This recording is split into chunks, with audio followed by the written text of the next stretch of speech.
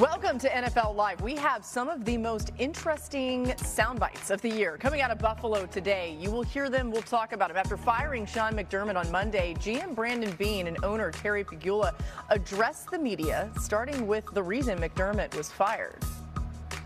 My decision to bring in a new coach was based on the results of our game in Denver.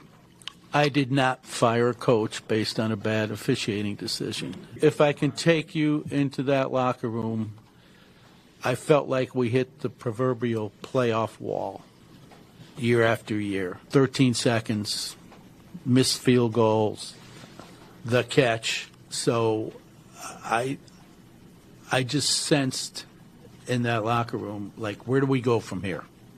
I want to take you in the locker room after that game. I looked around. First thing I noticed was our quarterback with his head down, crying. I looked at all the other players. I looked at their faces and our coaches. I walked over to Josh. He didn't even acknowledge I was there. First thing I said to him, I said, "That was a catch." We all know what I'm talking about. He didn't acknowledge me. He just sat there sobbing. He was listless. He had given everything he had to try to win that game. And looking around, so did all the other players on the team. I saw the pain in Josh's face at his presser, and I felt his pain. I know we can do better, and I know we will get better. I mean, wow, is really the only way you can react to a lot of this. There's more coming, by the way, as we welcome to the show. We got Field and Dan here, Jeff Darlington with us as well. Dan, I'll start with you. Does Pegula's reason for firing McDermott that he just outlined there make sense to you? There were moments in the press conference that I want to say yes, but I do think there's a lot of the moments where I walk away and say that was a disaster.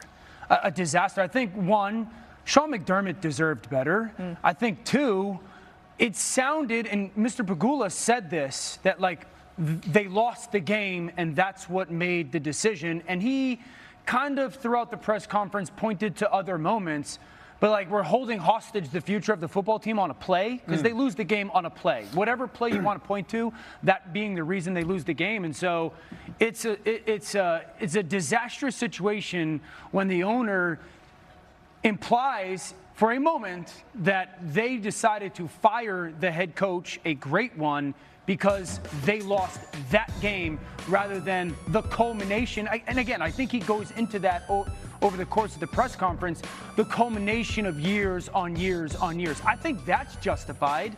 But to sit there at one point and say, well, because we lost that game, whew, that's a lot. That's heavy. Yeah, tough day all the way around for the Bills organization. I think, you say embarrassing at times? Yeah, disastrous. Disastrous at times. Yeah. I think that's a fair way of categorizing it. I think the way that this press conference should have unfolded is as follows.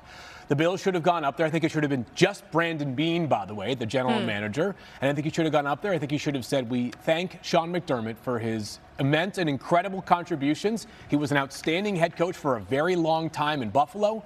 I have a difficult decision to make. I made it. We are hopeful that we can achieve our ultimate goal of winning the Super Bowl going forward with a new head coach. We understand there's work to do, not just to find a head coach, but also to find some reinforcements from this roster to take it to the next level. And instead, this was a disaster. It felt like Terry Pegula made this it's not Brandon Beane's fault. It is instead the Sean McDermott fault. And I just feel like Sean McDermott, who for all of the years, listen, was he perfect? No head coach is. Became a scapegoat in this, though. A guy who's had a ton of success and is universally respected around the NFL. I can't think of a moment, and perhaps I've just forgotten one today, where Sean McDermott did something to harm the image of the Buffalo Bills publicly and the city of Buffalo, the fans of Buffalo. I think by all accounts, Sean McDermott was a guy who did ride for Buffalo throughout the entirety of his tenure. This is a tough decision. There's no two ways about it. But it could have been handled with so much more grace. In class. You're kind of kicking a guy out, which you've already done by firing him. Now you're kicking him once he has already been moved out the door. I thought it was just a real fumble in a lot of ways by the Bills today. Field, I think the way you're outlining it is that there's one of two strategies the team could have taken when they approach this. They could be emotional or they could be strategic. What you suggested was much more strategic. It felt like they were preying instead on the emotions of a fan base to try to justify this decision.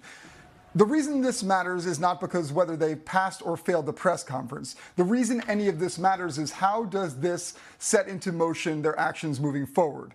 Will they make an emotional hire that seems to just be a pendulum swing that is the best way to possibly placate a fan base that desperately wants a Super Bowl, or will they be as strategic as possible? I've talked to a number of the candidates that are up for this job right now, and I actually made a joke to one of them and said, hey, go watch the press conference, and when you go into your interview, just agree with everything that Terry Pegula said. Like, just go in there and be like, yeah, and that line you said here was great because it felt too emotional. And I think that there maybe needs to be a little bit more strategy. And I do think Brandon Beane is smart enough, especially since he'll be heading that search. I think that will be the case. But what we saw from the owner certainly suggests that he's far more emotional in this moment. Yeah, and I would say two things, because I think we all loved Baltimore's owner, Steve Bisciotti, and his candidness and truthfulness and openness and their press conference. Yeah. So there's part of me that does enjoy the reality of Mr. Pegula talking about 13 seconds and the missed field goal and all that.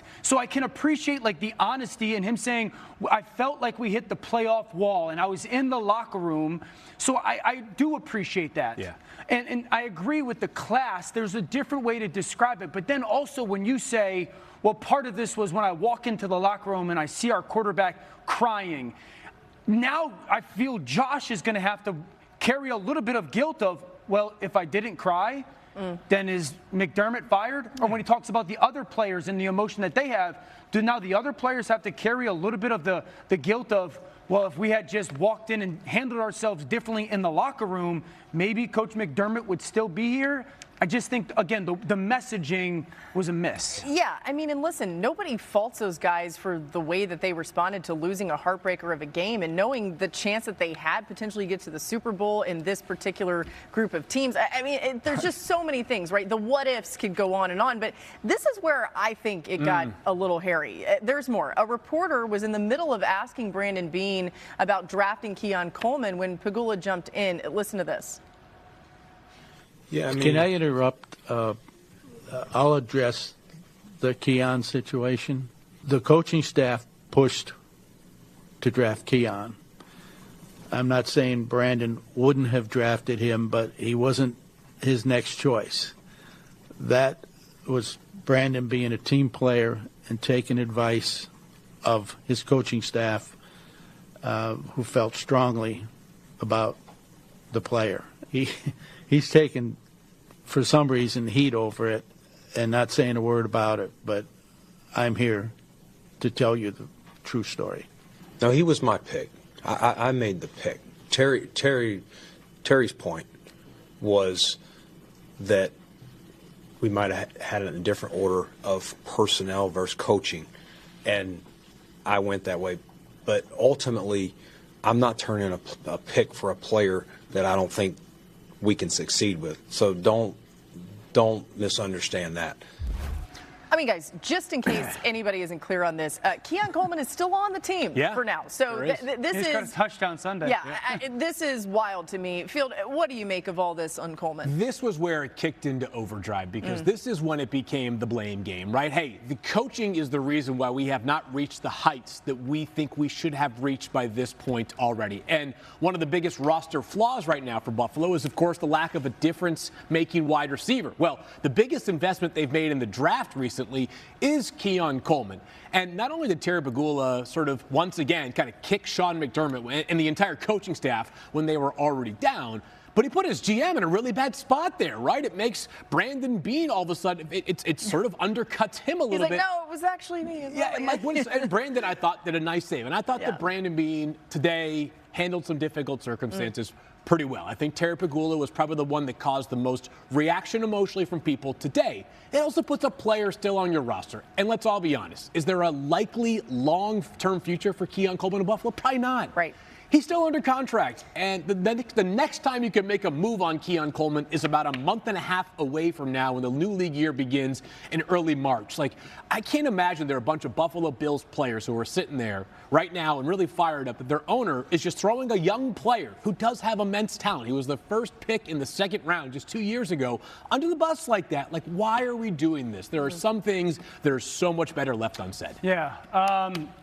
Again, another example, Sean McDermott deserved better. Joe Brady deserved better as well. He didn't just say Sean McDermott. Staff, it was right. Yeah. That was an offensive coaching staff. Joe Brady has been phenomenal for that organization over the past couple years.